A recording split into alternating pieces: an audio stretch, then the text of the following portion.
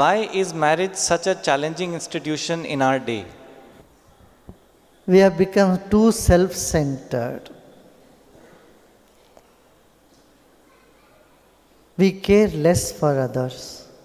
We care for only ourselves.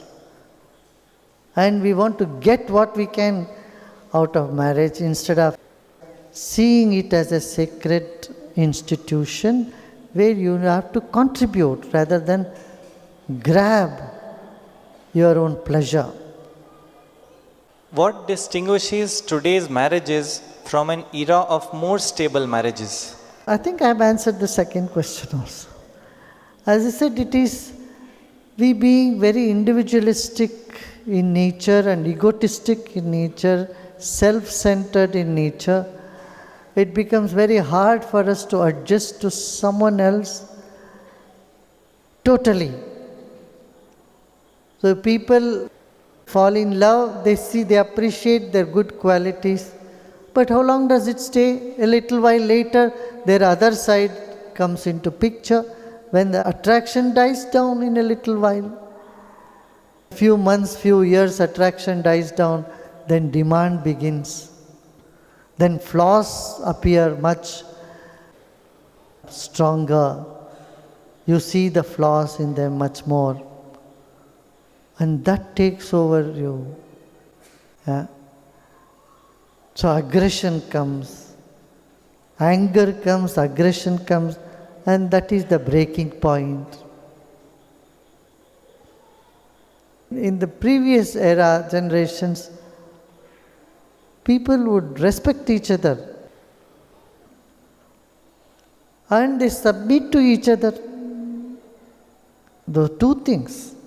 If one is respecting, other is submitting, will be clash. If both submit to each other and both respect each other, it takes you to another plane of more stability.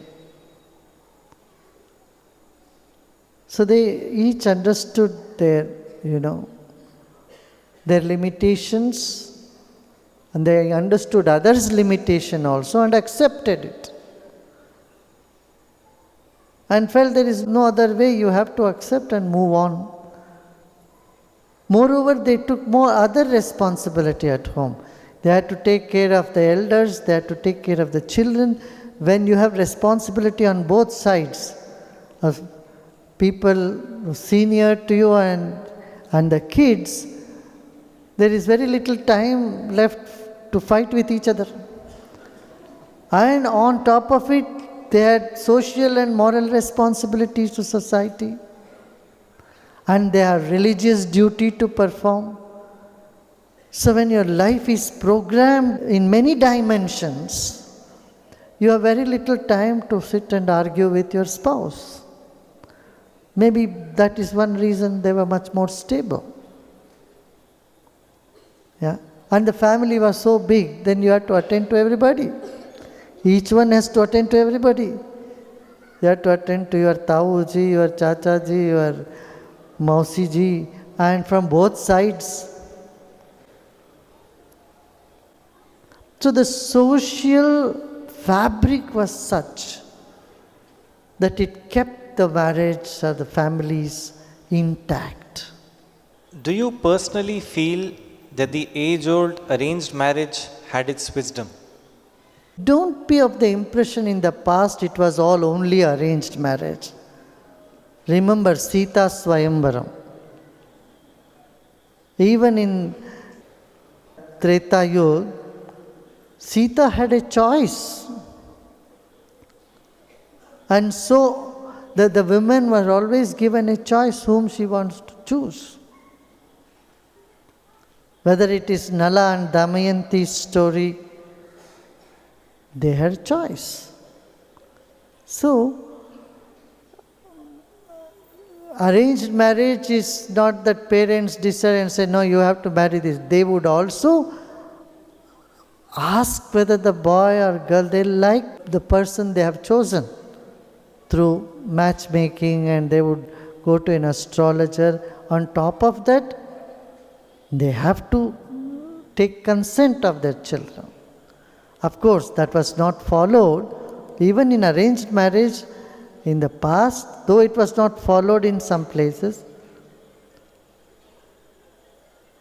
there were many examples which shows that arranged marriage was not 100% arranged marriage.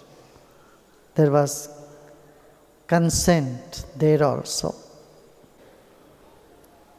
But you cannot go back to that era today. No way. It is the full choice. The boy and girl should choose themselves. That's why here I often use the word choice is yours, blessing is mine. You choose and I give you blessings.